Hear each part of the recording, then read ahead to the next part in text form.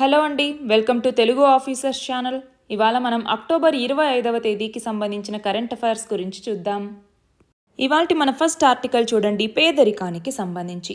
ఇక్కడ ఆర్టికల్లో కొన్ని విషయాల గురించి చెప్తున్నారు. అదేంటి, వరల్డ్ బ్యాంక్ అన్నటువంటిది రీసెంట్గా ఈ సంవత్సరం సెప్టెంబర్లోనే గ్లోబల్ పావర్టీ అప్డేట్ని ఇవ్వటం జరిగింది. గుర్తుపెట్టుకోవాలి, గ్లోబల్ పావర్టీ అప్డేట్. ఎవరు ఇస్తారు గ్లోబల్ పావర్టీ అప్డేట్ని అంటే వరల్డ్ బ్యాంక్ అన్నటువంటిది ఇస్తుంది. అలాగా ఇప్పుడు సెప్టెంబర్ 2023కి సంబంధించి ఇచ్చింది. ఇందులో భాగంగా ప్రపంచంలో నిరుపేదలు అంటే ఏంటి, ఒక రోజుకి మనం చూస్తే $2.15 కన్నా తక్కువ సంపాదించే వాళ్ళని మనము నిరుపేదలు అంటాం. అలాంటి వాళ్ళు మన ప్రపంచంలో 70 కోట్ల మంది ఉన్నారు అన్నట్టుగా ఈ నివేదిక చెప్తోంది. అంతేకాదు, అదే రోజుకి $3.65 కన్నా తక్కువ సంపాదించే వాళ్ళని పేదలు అంటాం. అలాంటి వాళ్ళే 186 కోట్లకు మందికి పైగా ఉన్నారు.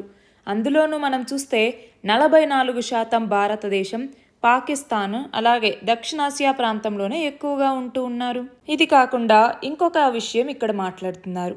అది ఏంటి అంటే, రీసెంట్గా ఎకనామిక్స్, ఆర్థిక శాస్త్రం, ఎకనామిక్స్లో నోబెల్ ప్రైజ్ వచ్చినటువంటి వ్యక్తి గురించి ఇక్కడ మాట్లాడుతున్నారు. ఎవరికి వచ్చింది? క్లాడియా గోల్డిన్. ఎందుకు వచ్చింది క్లాడియా గోల్డిన్కి ఎకనామిక్స్లో నోబెల్ బహుమతి అన్నటువంటిది అంటే, ఇక్కడ మనం చూస్తే పురుషులకి స్త్రీలకి మధ్య ఉపాధి ఆదాయాల్లో వ్యత్యాసాలకి సంబంధించి గత 200 సంవత్సరాల రికార్డులను విశ్లేషించి మహిళా కార్మికులు, మహిళా ఉద్యోగినుల యొక్క స్థితిగతుల మీద అవగాహనను పెంచినటువంటి ఆర్థికవేత్త ఈ క్లాడియా గోల్డిన్. అందుకే ఈమెకి ఆర్థిక శాస్త్రంలో నోబెల్ బహుమతి అనేది రావటం జరిగింది. అలాగే మూడవది వచ్చేసరికి మన భారతదేశం అంటే మన దేశానికి సంబంధించినటువంటి నీతి ఆయోగ్ ఏదైతే ఉందో, థింక్ ట్యాంక్ అన్నటువంటిది, ఇది ప్రతి సంవత్సరం multi dimensional poverty index MPAI అన్నటువంటి దాన్ని ఇస్తుంది. అలా ఈ సంవత్సరం మల్టీ డైమెన్షనల్ పావర్టీ ఇండెక్స్ కూడా ఇచ్చింది. అయితే ఇందులో మనము 12 అంశాలని ఆధారంగా చేసుకొని ఈ సూచిని ఇస్తారు. అయితే ఇందులో చూస్తే 2015-16లో ఈ బహుముఖ పేదరికం అనేది 25% ఉంటే, అది 2019-21కి వచ్చేసరికి 15%కి తగ్గింది. అంతేకాదు ఉత్తరప్రదేశ్, రాజస్థాన్, బీహార్, మధ్యప్రదేశ్, ఒడిషా వీటన్నింటిలోకి కూడా పేదరిక నిర్మూలనలో మంచి పురోగతి అనేది కనపడింది. అందులోనూ మనం చూస్తే బీహార్లో 34%, జార్ఖండ్లో 28%, యూపీలో 23%, మధ్యప్రదేశ్లో 21%, ఇలా బహుముఖ పేదరికం అనేటటువంటి తగ్గింది. కానీ ఈ రాష్ట్రాల్లో పేదరికం అనేది నేషనల్ యావరేజ్ కన్నా కూడా ఎక్కువగానే ఉంది. అలాగే ఇక్కడ మాట్లాడుతున్నటువంటి ఇంకొక టాపిక్ ఏంటి అంటే అన్ఆర్గనైజ్డ్ సెక్టార్. ఇందులో పనిచేసేటటువంటి వాళ్ళని గిగ్ వర్కర్స్ అనేసి పిలుస్తూ ఉన్నారు. గిగ్ వర్కర్లు అనేసి అంటాం. ఈ గిగ్ వర్కర్స్కి సంబంధించి ఇక్కడ చెప్తున్నారు. అన్ఆర్గనైజ్డ్ సెక్టార్ లేదా అసంఘటిత రంగం అనేసి పిలుస్తాం. మనం చూస్తే ప్రపంచంలో పనిచేసే జనాభాలో 2/3 వంతు అన్ఆర్గనైజ్డ్ సెక్టార్లోనే పనిచేస్తున్నారు. అందులోనూ ఈ మొత్తం కార్మికుల్లో 58% మహిళలే ఉంటారు. అయితే పురుషులతో పోలిస్తే వాళ్ళకిచ్చేటటువంటి ఆ వేతనం అనేది చాలా తక్కువ ఉంటుంది. అయితే అసంఘటిత రంగంలో ఎవరైతే డిజిటల్ వేదికల ద్వారా ఉపాధి పొందుతారో అలాంటి వాళ్ళని గిగ్ వర్కర్లు అనేసి పిలుస్తాము. అయితే ఇక్కడ మనం చూస్తే స్మార్ట్ ఫోన్లు వచ్చిన తర్వాత వీళ్ళు వివిధ రకాల పనులను చేసుకుంటూ డబ్బు సంపాదిస్తూ ఉన్నారు. అయితే గిగ్ వర్కర్లలో కూడా 61% మందికి మన దేశంలో రేషన్ కార్డ్స్ ఉన్నాయి. అయితే కేవలం 12.2% మాత్రమే ఆయుష్మాన్ భారత్ ఆరోగ్య బీమా సౌకర్యం కలిగిన వాళ్ళు ఉన్నారు. అలాగే 11%కి రాష్ట్ర స్థాయిలో ఆరోగ్య బీమా అనేది ఉంది. అలాగే ఈ శ్రమ్ పోర్టల్ అన్నటువంటిది ఈ గిగ్ వర్కర్స్కి సంబంధించి తీసుకొచ్చినటువంటిదేనా ఈ శ్రమ్ అన్నటువంటి పోర్టల్. అయితే ఇందులో కేవలం 7.1% మాత్రమే నమోదయ్యారు. అలాగే 4% మాత్రమే అటల్ పెన్షన్ యోజనలో సభ్యులుగా ఉన్నారు. అంటే ఇక్కడ అన్ఆర్గనైజ్డ్ సెక్టార్కి అంటే ఈ అసంఘటిత రంగంలో పనిచేసేటటువంటి వాళ్ళకి ఎలాంటి సామాజిక భద్రత అనేటటువంటిది ఉండట్లేదు. సామాజిక భద్రత అంటే ఏంటి? 1 వాళ్ళకి పింఛన్ లభించటం, 2 ఆరోగ్య బీమా సదుపాయం అనేది ఉండటం. మరి ఈ అన్ఆర్గనైజ్డ్ సెక్టార్లో పనిచేసేటటువంటి వాళ్ళు అంటే ఈ గిగ్ వర్కర్స్ ఎవరైతే ఉన్నారో వాళ్ళకి ఈ బీమా అన్నటువంటిది పింఛన్ని ప్రభుత్వం అందించాలా లేకపోతే ఆ డిజిటల్ ప్లాట్ఫామ్ కంపెనీలు అందించాలా? అంటే కొంత ఈ డిజిటల్ ప్లాట్ఫామ్ కంపెనీల నుంచి డబ్బు వసూలు చేసి ప్రభుత్వం నడిపేటటువంటి సంక్షేమ నిధిలో జమ చేయొచ్చు. అలాగే గిగ్ వర్కర్లకి మనము స్కిల్ డెవలప్మెంట్కి సంబంధించి ధృవీకరణ పత్రాలు ఇవ్వటానికి ఆ డిజిటల్ ప్లాట్ఫామ్ కంపెనీలు జాతీయ నైపుణ్యాభివృద్ధి సంస్థతో కలిసి పనిచేయాలి. అలాగే గిగ్ వర్కర్లకి ఆరోగ్య సేవలు అనేవి అందాలి. మనం చూస్తే దేశంలోనే తొలిసారిగా ఏ రాష్ట్ర ప్రభుత్వం? రాజస్థాన్ అన్నటువంటిది గిగ్ వర్కర్ల నమోదు సంక్షేమానికి సంబంధించి ఒక బిల్లును తీసుకొచ్చింది. గుర్తుంటే ఇంతకు ముందు కూడా కరెంట్ అఫైర్స్లో మనం దీన్ని చదువుకున్నాం, అవునా? అయితే అలా బిల్లుకు తీసుకొచ్చి వాళ్ళకి సామాజిక భద్రత కల్పిస్తోంది రాజస్థాన్ ప్రభుత్వం. అంతేకాదు, వాళ్ళ సేవలను అందుకునే వినియోగదారుల దగ్గర నుంచి కొంత డబ్బు వసూలు చేసి దాన్ని సంక్షేమ నిధిలో జమ చేయాలి అన్నట్టుగా ఈ బిల్లు చెప్తోంది. అయితే ఇక్కడ మామూలుగా ఏంటి, పేదలకి సంబంధించి మనము ఎలక్షన్స్ వచ్చినప్పుడు వాళ్ళకి ఉచిత పథకాలని చెప్పేసి దాని తర్వాత బియ్యం ఉచితంగా ఇవ్వటం, ఎలక్ట్రిసిటీ ఇవ్వటము, ఇలాంటివన్నీ తీసుకురావటం సరే, కానీ వాళ్ళకి ఇలాంటి తాత్కాలిక ఉపశమనాలు కాకుండా దీర్ఘకాల ఉపశమనాలు కల్పించాల్సినటువంటి అవసరం అనేటటువంటిది ఉంది. ఎందుకంటే మనం ఇప్పుడు ఈ అమృతకాలంలో భారతదేశం 2047 కల్లా మనం అభివృద్ధి చెందిన దేశంగా అవతరించాలి అంటే ఇటు స్త్రీ పురుషులకు కూడా సరైనటువంటి ఉపాధి, ఆదాయం ఇవన్నీ కూడా ఉండాలి. అంతేకాదు ఈ అనార్గనైజ్డ్ సెక్టార్ అంటే ఈ అసంఘటిత రంగంలో ఉండే కార్మికులకి సామాజిక భద్రత కల్పించాల్సినటువంటి అవసరం అనేది ఉంది. మన నెక్స్ట్ ఆర్టికల్ చూడండి, భారత్ శ్రీలంక సంబంధాల గురించి. ఇక్కడ ఏమవుతోంది అంటే రీసెంట్గా భారత్కి శ్రీలంకకి మధ్య ఒక ఫెర్రీ అన్నటువంటిది ప్రారంభమైంది. మీకు కూడా తెలుసు, మనం ఆల్రెడీ సపరేట్ వీడియో కూడా దీని గురించి చేశాము. మన భారతదేశంలో ఉన్నటువంటి నాగపట్టణం నుంచి శ్రీలంకలో ఉన్నటువంటి కాంగేసన్ తురైకి మధ్య ఒక ఫెర్రీ సర్వీస్ అన్నటువంటిది స్టార్ట్ అయింది, అవునా? దాని తర్వాత ఇప్పుడు చూడండి, శ్రీలంకకి పర్యాటకం కోసం వెళ్ళేటటువంటి వాళ్ళకి ఇక మీదటి నుంచి వీసా అనేటటువంటిది అక్కర్లేదు. అలా మొత్తం 7 దేశాలకి అనుమతి అనేది ఇవ్వటం జరిగింది. అందులో మన భారతదేశం కూడా ఒకటి. మరి మిగతా దేశాలేంటి చూడండి, China, Russia, Malaysia, Japan, Indonesia, Thailand, అలాగే మన భారతదేశం. ఇలా మొత్తం 7 దేశాలకి ఈ వీసా అక్కర్లేకుండానే శ్రీలంకలో పర్యటించటానికి అనుమతి అనేది ఇవ్వటం జరిగింది. సో దీనివల్ల ఏమవుతుంది, మళ్ళీ మన 2 దేశాల మధ్య మైత్రీ బంధం అనేటటువంటిది మరింతగా పెరుగుతుంది అనేసి ఈ ఆర్టికల్. మన నెక్స్ట్ ఆర్టికల్ చూడండి, విక్రమ్ 1కి సంబంధించి.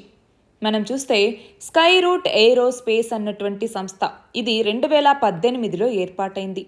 అయితే ఈ సంస్థ 2022లో విక్రమ్ ఎస్ అనేటటువంటి ఒక రాకెట్ని ప్రయోగించింది. దాన్నే మనం మిషన్ ప్రారంభ్ అని కూడా పిలుస్తూ ఉంటాం, అవునా? దీంతో మన భారతదేశంలో ఇలా తొలి రాకెట్ని అంటే ప్రైవేట్ రాకెట్ని తయారు చేసి ప్రయోగించినటువంటి సంస్థగా ఈ సంస్థ రికార్డు సృష్టించింది. అయితే ఇప్పుడు ఈ సంస్థ అన్నటువంటిది విక్రమ్ 1 అనేటటువంటి 7 అంతస్తుల పొడవైనటువంటి ఒక రాకెట్ని ఆవిష్కరించడం జరిగింది. అయితే దీన్ని వచ్చే ఏడాది ప్రయోగించబోతూ ఉన్నారు. అయితే మన భారత అంతరిక్ష రంగంలో ఇప్పుడు 150 వరకు అంకుర సంస్థలు ఉన్నాయి అన్నట్టుగా ఇక్కడ కేంద్ర మంత్రి చెప్తున్నారు.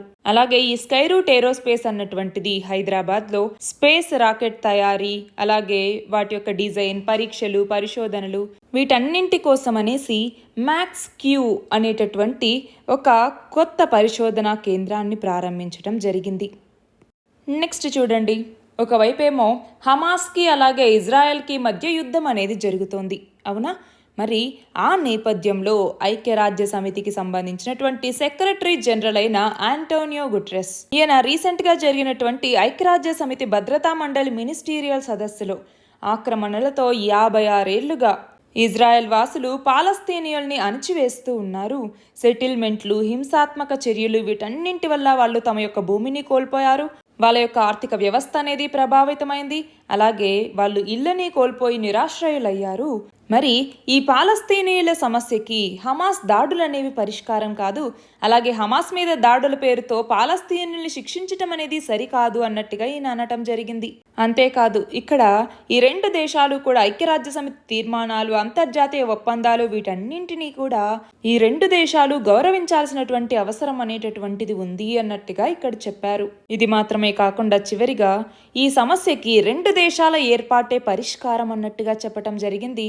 దీని మీద ఇజ్రాయెల్ ఏమో ఆంటోనియో గుటెరస్ రాజీనామా చేయాలి అన్నట్టుగా డిమాండ్ చేసింది. మన నెక్స్ట్ ఆర్టికల్ చూడండి, ఐస్లాండ్. మనం చూస్తే ఎన్నో ఏళ్లుగా ఎన్నో సూచీలలో ఐస్లాండ్ అన్నటువంటిది తొలి 3 స్థానాల్లో ఉంటూ వస్తోంది, అవునా? మరి అలాంటి ఆ దేశంలో ఇప్పుడు అసమాన వేతనాలు, లింగ ఆధారిత హింస వీటికి ముగింపు పలకాలి అన్నట్టుగా ఐస్లాండ్ మహిళలంతా కూడా సమ్మె చేపట్టడం జరిగింది. అయితే ఇక్కడ ఆ సమ్మెలో ఆ దేశ ప్రధాని కూడా పాల్గొంది. ఇక్కడ మనం చూస్తే వేతనాలు చెల్లించని చోట, అలాగే పురుషులతో సమాన హక్కులు కల్పించని చోట పనులు మానేయాలి అన్నట్టుగా ఈ సమ్మె నిర్వాహకులు మహిళలందరికీ పిలుపునివ్వటం జరిగింది. దాంతో ఇటు పాఠశాలలు మూతపడ్డాయి, ఆసుపత్రుల్లో సేవల కొరత అనేది ఏర్పడింది, ప్రజా రవాణా అనేది ఆలస్యమైంది. ఇవన్నీ కూడా దీని పరిణామాలుగా చెప్పచ్చు. అయితే మనం చూస్తే ఈ ఐస్లాండ్లో పని ప్రదేశంలో మహిళలు ఎదుర్కొంటున్నటువంటి వివక్ష మీద 1975 అక్టోబర్ 24వ తేదీన అతిపెద్ద సమ్మె అనేది జరిగింది. దాంతో ఆ తర్వాత లింగ వివక్ష లేకుండా పని ప్రదేశంలో సమానత్వం కల్పించేలాగా ప్రభుత్వం చట్టాన్ని కూడా తీసుకొచ్చింది. మళ్ళీ ఇప్పుడు ఆ స్థాయిలో సమ్మెను గుర్తు చేసేలా 90% మహిళలు ఈ సమ్మెలో పాల్గొన్నారు. నెక్స్ట్ చూడండి, గగన్యాన్. మానవ సహిత అంతరిక్ష యాత్రను చేపట్టడం కోసం ఇస్రో చేపట్టినటువంటి మిషన్ ఈ గగన్యాన్. ఈ గగన్యాన్లో హాఫ్ హ్యూమనాయిడ్ రోబోని తయారు చేశారు. అంటే ఏంటి, సగం శరీరం మాత్రమే ఉంటుందన్నమాట. దాని పేరేంటి, వ్యోమమిత్ర అన్నటువంటిది. అయితే ఏంటి ఈ వ్యోమమిత్ర, ఇది ఏం చేస్తుంది అనేసి మనం చూస్తే అంతరిక్ష ప్రయోగాల్లో మనం ఇప్పుడేంటి గగన్యాన్లో భాగంగా 3 స్టేజెస్లో ఈ యాత్రను నిర్వహించాలనుకుంటున్నాం. అందులో 2 మానవరహిత అంతరిక్ష యాత్రలు. అంటే ముందు 2 యాత్రలు, అంటే మొన్న 21వ తారీఖున జరిగినటువంటి TVD-1 మిషన్తో సహా ఇంకొక మిషన్ అనేది మానవరహితంగా జరుగుతుంది. చివరిగా 3వ మిషన్ ఏమో వ్యోమగాముల్ని తీసుకెళ్తుంది. నార్మల్గా ఏంటి, ఇలాంటి ప్రయోగాలు చేసేటప్పుడు నార్మల్గా జంతువుల సహకారం అనేది తీసుకుంటారు. కానీ మన దేశం ఇప్పుడు అలాంటిది చేయట్లేదు. దానికి బదులుగా మనిషిని పోలినటువంటి రోబోని ముందుగా అంతరిక్షంలోకి పంపబోతోంది. దీనికోసం ఈ వ్యోమమిత్రాన్ని సిద్ధం చేయటం జరిగింది. అయితే ఈ వ్యోమమిత్ర అన్నటువంటిది మనలాగే హిందీ, ఇంగ్లీష్లో మాట్లాడేలాగా దీన్ని ప్రోగ్రామ్ చేశారు. ఇది మనుషుల్ని గుర్తిస్తుంది, అంతరిక్షంలో వ్యోమగాములు చేసే పనులన్నింటినీ కూడా ఇది అనుసరిస్తుంది. అలాగే సిరి, అలెక్సా, కోర్టానా ఇలాంటి కృత్రిమ మేధ పరిజ్ఞానాలు కూడా ఈ వ్యోమమిత్రకున్నాయి. అయితే ఇది అంతరిక్షంలోకి వెళ్ళిన తర్వాత క్రూ మాడ్యూల్లో వ్యోమగాముల యొక్క భద్రత కానీ, వాళ్ళ మనుగడకు కానీ ఏవైతే వ్యవస్థలు అనేవి ఉన్నాయో వాటన్నింటినీ పరీక్షించటం జరుగుతుంది. అంతేకాదు క్యాబిన్లో గనక వాతావరణం మారితే వాటిని గుర్తించి హెచ్చరించగలదు కూడా. అలాగే నేల మీద నుంచి శాస్త్రవేత్తలు ఇచ్చే సూచనలను గ్రహించి వాటి మేరకు ఇది నడుచుకుంటుంది. అవసరమైన పనులన్నీ కూడా పూర్తి చేస్తుంది. అయితే లోపల కార్బన్ డయాక్సైడ్ పెట్టెల్ని కూడా ఇదే మారుస్తుంది. టెక్నికల్ పనులు చేయటమే కాకుండా వ్యోమగాములకు విసుగనేది రాకుండా మానసికంగానూ ఒక సపోర్ట్ లాగా ఇది నిలబడుతుంది. అంటే ఒక కృత్రిమ స్నేహితుడిలాగా ఇది మన వెంట అనేటటువంటిది ఉంటుంది. మనం చూస్తే కక్షలో ఉన్నప్పుడు వ్యోమనౌక స్థితి ఎలా ఉంది అనేసి చెప్తుంది. క్రూ మాడ్యూల్ అంతరిక్షం నుంచి తిరిగి వస్తున్నప్పుడు లోపల జరుగుతున్నటువంటి మార్పుల్ని కూడా ఇది ఒక రిపోర్ట్ రూపంలో ఇవ్వటం జరుగుతుంది. దాని పేరే వ్యోమమిత్ర అన్నటువంటిది ఇక్కడ పిక్చర్లో కనిపించేటటువంటిది వ్యోమమిత్ర. నెక్స్ట్ చూడండి, తెలంగాణలో ఎన్నికలు అనేవి రాబోతూ ఉన్నాయి. ఆ నేపథ్యంలో సామాజిక మాధ్యమాలు, సోషల్ మీడియా మీద ప్రత్యేక నిఘా ఉంచటం కోసం కేంద్ర ఎన్నికల సంఘం స్వచ్ఛంద నైతిక నియమావళి లేదా వాలంటరీ కోడ్ ఆఫ్ ఎథిక్స్ని రూపొందించింది. అంటే ఏంటి, సోషల్ మీడియాలో నార్మల్గా ఎన్నికల ప్రవర్తన నియమావళి ఎలా ఉంటుందో అలాగే ఈ స్వచ్ఛంద నైతిక నియమావళి అనేది కూడా ఉంటుంది. అయితే ఇక్కడ మనం చూస్తే సామాజిక మాధ్యమాల్లో వచ్చే కథనాలు, వాణిజ్య ప్రచారాలు వీటన్నింటినీ అధ్యయనం చేయటం జరుగుతుంది. అంతేకాదు ఇక్కడ మనం చూస్తే పార్టీలు ఏవైతే సోషల్ మీడియా వేదికగా ప్రచారాలు చేసుకుంటాయో అవి ముందస్తు అనుమతి తీసుకోవాలి. అయితే ప్రస్తుతం ఈ నిబంధన అనేది కేవలం పత్రికలు, ఎలక్ట్రానిక్ మీడియాకి మాత్రమే అమల్లో ఉంటే ఇప్పటి నుంచి ఇది సామాజిక మాధ్యమాలకు కూడా వర్తింపజేయాలన్నట్టుగా ఈ కేంద్ర ఎన్నికల సంఘం నిర్ణయించింది. అయితే ఇక్కడ చూడండి, ఇప్పుడు ఎన్నికల్లో నిలిచినటువంటి అభ్యర్థులు కనుక నచ్చకపోతే మనకి నోటా ఆప్షన్ అనేటటువంటిది ఉంటుంది. అయితే ఈవీఎం యంత్రాలు, పోస్టల్ బ్యాలెట్లు వీటిలో నోటా అనుంటే సర్వీస్ ఓట్లకు ఇచ్చేటటువంటి పోస్టల్ బ్యాలెట్ పత్రాల్లో మాత్రం నన్ ఆఫ్ ద అబోవ్ అనేసే నమోదు చేయాలి అన్నట్టుగా స్పష్టం చేస్తూ ఉత్తర్వులు కూడా జారీ చేయటం జరిగింది. నెక్స్ట్ చూడండి, ప్రపంచ శాంతి సామరస్యం గురించి 10 కావ్య భాగాలుగా ఆంగ్లంలో రచించినటువంటి ఒక భావగీతం అండ్ ఇన్వాల్యుయబుల్ ఇన్వొకేషన్ అన్నటువంటి పుస్తకం. మనం చూస్తే దీన్ని కవి, రచయిత, గిన్నిస్ వరల్డ్ రికార్డు గ్రహీత అయినటువంటి డాక్టర్ వంగీపురం శ్రీనాథాచారి ఈయన రచించటం జరిగింది. ఇందులో ప్రపంచ శాంతికి గాను పరిష్కార మార్గాల్ని ఇందులో పుస్తకం రూపంలో తీసుకురావటం జరిగింది. అయితే ఈ పుస్తక విక్రయం ద్వారా వచ్చేటటువంటి డబ్బుల్లో 50% ఐక్యరాజ్య సమితికి, 25% కేంద్ర ప్రభుత్వానికి, ఇంకో 25% రాష్ట్ర ప్రభుత్వానికి అందించబోతున్నారు. నెక్స్ట్ చూడండి, పాకిస్తాన్ రీసెంట్గా అబీబాల్ ఆయుధ వ్యవస్థని పరీక్షించింది, అవునా? అయితే ఇప్పుడు మధ్యంతర శ్రేణి బాలిస్టిక్ క్షిపణి అయినటువంటి గౌరీని విజయవంతంగా ప్రయోగించటం జరిగింది. మనం చూస్తే పాకిస్తాన్ సైన్యంలో వ్యూహాత్మక బలగాల యొక్క విభాగ పోరాట సాంకేతిక సన్నద్ధతని పరీక్షించే ఉద్దేశంతోనే పాకిస్తాన్ ఈ ప్రయోగాన్ని చేపట్టింది. ఇక్కడ చూడండి, ఏ రాష్ట్రంలో జాతీయ పసుపు బోర్డు ఏర్పాటు చేసేందుకు కేంద్ర కేబినెట్ ఆమోదం తెలిపింది అంటే తెలంగాణలో. మనం చూస్తే ప్రపంచంలో అతిపెద్ద పసుపు ఉత్పత్తిదారు, వినియోగదారు, ఎగుమతిదారు ఇవన్నీ కూడా మన దేశమే. అంతేకాదు, ప్రపంచ పసుపు వాణిజ్యంలో భారత్ వాటా 62% పైగా ఉంది. అలాగే మన దేశంలో రైతులు 30 రకాల పసుపుని 20 రాష్ట్రాల్లో సాగు చేస్తున్నారు. అయితే పసుపుని ఎక్కువగా మహారాష్ట్ర, తెలంగాణ, కర్ణాటక, తమిళనాడు ఈ రాష్ట్రాల్లో పండిస్తున్నారు. అయితే పసుపు సాగుకు సంబంధించి మహారాష్ట్ర మొదటి స్థానంలో, తెలంగాణ 2వ స్థానంలో ఉన్నాయి. అయితే మన భారతదేశం నుంచి పసుపు ఎగుమతులు అనేవి 2030కి కనీసం 8,330 కోట్లకు చేరతాయనేసి అంచనా. అయితే ఈ పసుపులో ఉండేటటువంటి కర్క్యూమిన్ పదార్థం వల్ల అవి ఆ వర్ణంలో ఉంటాయి. అయితే అంతర్జాతీయ మార్కెట్లో అత్యంత గిరాకీ ఉన్నటువంటి ఈ తరహా పసుపు అనేది ఎక్కువగా తెలంగాణలో ఉత్పత్తి అవుతోంది. నెక్స్ట్ చూడండి, ప్రపంచ మానసిక ఆరోగ్య దినోత్సవాన్ని ఏ రోజున నిర్వహిస్తారు అంటే అక్టోబర్ 10వ తేదీన. మనం చూస్తే mental health is a universal human right అనేటటువంటి థీమ్తో ఈ సంవత్సరం ప్రపంచ మానసిక ఆరోగ్య దినోత్సవాన్ని నిర్వహించడం జరిగింది. అయితే ప్రపంచ ఆరోగ్య సంస్థ గణాంకాల ప్రకారం చూస్తే ప్రతి 8 మందిలో ఒకరు మానసిక సమస్యలతో బాధపడుతూ ఉన్నారు. ఇలాంటి వాళ్ళ కోసం కేంద్రం టోల్ ఫ్రీ నంబర్లను ఏర్పాటు చేయటం జరిగింది. నెక్స్ట్ చూడండి, మాల్దీవుల నూతన అధ్యక్షుడిగా ఎవరు ఎన్నికయ్యారు అంటే మహమ్మద్ మొయిజ్, పీపుల్స్ నేషనల్ కాంగ్రెస్ పార్టీకి చెందినటువంటి వ్యక్తి ఇతను. మనం చూస్తే ఈయన 53% ఓట్లతో అధ్యక్షుడిగా ఎన్నికయ్యారు. నెక్స్ట్ చూడండి, Indian men's cricket team opener అయినటువంటి శుభమన్ గిల్, ఇతను 2000 రన్స్ స్కోర్ చేసి ఓడిఐ అంటే వన్ డే ఇంటర్నేషనల్లో ఫాస్టెస్ట్ ప్లేయర్గా ఈయన గుర్తింపు పొందారు. నెక్స్ట్ చూడండి, సంజయ్ కుమార్ జైన్, ఈయన ఇండియన్ రైల్వే ట్రాఫిక్ సర్వీస్కి చెందినటువంటి వ్యక్తి. ఈయన ఇప్పుడు ఐఆర్సీటీసీకి అంటే Indian railway catering and tourism కార్పొరేషన్కి చైర్మన్ మరియు మేనేజింగ్ డైరెక్టర్గా నియమితులయ్యారు. నెక్స్ట్ చూడండి, chief justice of India CJI అయినటువంటి డివై చంద్రచూడ్, ఈయన గ్లోబల్ లీడర్షిప్ అవార్డుని పొందటం జరిగింది. అయితే దీన్ని ఎవరు ఇస్తారు అంటే హార్వర్డ్ లా స్కూల్ అన్నటువంటిది దీన్ని ఇవ్వటం జరుగుతుంది. యుఎస్ఏలో ఉందన్నమాట. అంతేకాదు, ఇప్పుడు హార్వర్డ్ లా స్కూల్ అన్నటువంటిది తన యొక్క 100th యానివర్సరీని అంటే గ్రాడ్యుయేట్ లా ప్రోగ్రామ్కి సంబంధించి 100th యానివర్సరీని ఇప్పుడు జరుపుకుంటోంది. ఇవి ఇవాల్టి important articles. All the very best and thank you very much.